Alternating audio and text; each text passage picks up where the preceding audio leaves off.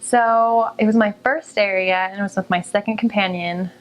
I can't remember. It must have been like April. Doesn't matter.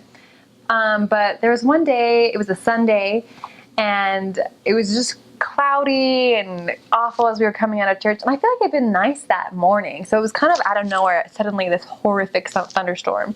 We had a couple appointments before lunch or for dinner, and it was probably Fast Sunday. So we were like so hungry. But we were like, hey, let's just go try these couple people. And we were on the doorstep knocking on this man's door. And he wasn't home, which is probably a good thing in hindsight, because suddenly torrential downpours of rain. And I was like, I don't think this is normal for Montana.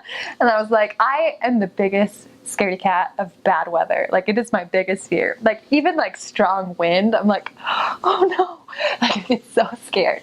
And so I remember I'm like, well, let's just go to our next appointment. So we ran to the car, and like lightning and thunder, and I was like, this is Judgment Day. Like, something's happening. And that was so terrifying. And so we were probably like a minute drive from the church. So we were like, we got in the car, and I'm like, sister, like, we have to go like seek refuge or something. It was like seek shelter. And so we drove back to the church, and it was just like flash flooding, if I'm remembering right. It was a little traumatic, but I feel like it was really hard to like get through the road because there was all this water, and we tried to get into the parking lot of the church, and we just stopped. And then it started hailing, just like huge like things of hail. And we were sitting in the car, and we both were like, this probably isn't super safe. Like, glass all around us, because the hail was like marble into like golf ball into like, probably not baseball, but it felt like it was so big. And so I was like, we have to get out of this car. Like, we both felt so strongly. We were like, get out of the car now. But I was like, I do not want to run like the however many feet from the car to the church. I was so scared.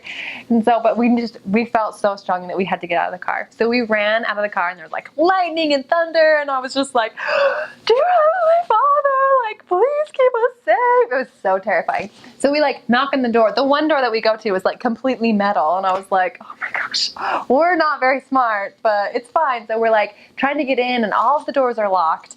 So we're like running around the church trying to get to, there's like a doorbell on one of them. I'm trying to get to the doorbell because it looked like there was another car in the parking lot. We're like, somebody has to be in the building. So we're like praying, like yelling at the top of our lungs, praying. And we're like, just please bless us. Suddenly the tornado sirens go off. And I'm like, this is Montana. They don't have tornadoes here. And I was like so terrified. We call our bishop, and we're like, Bishop, we're stuck outside. And he's like, oh my gosh. Like, these poor sister missionaries. So we're just like hugging each other and like terrifying. I'm like looking to try to see the tornado. I was like, oh my gosh. We didn't see it.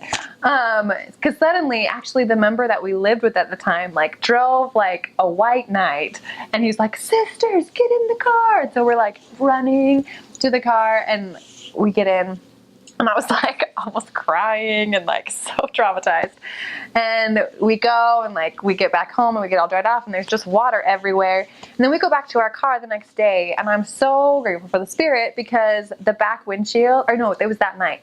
We went back, and the back windshield had just completely blown out, and there was glass all over everywhere we were sitting. And I was so grateful for that not so subtle prompting of the Spirit to get out of the car. And it was crazy. And it just really taught me too that like Heavenly Father really like blesses his missionaries and really watches out for them, because we were trying to be obedient and do everything that we were supposed to be doing, and we got taken care of even in a time of absolute terror. And I think I used that story a couple times in like teaching experiences. I don't remember why, but hey, if all these things will be for thy good.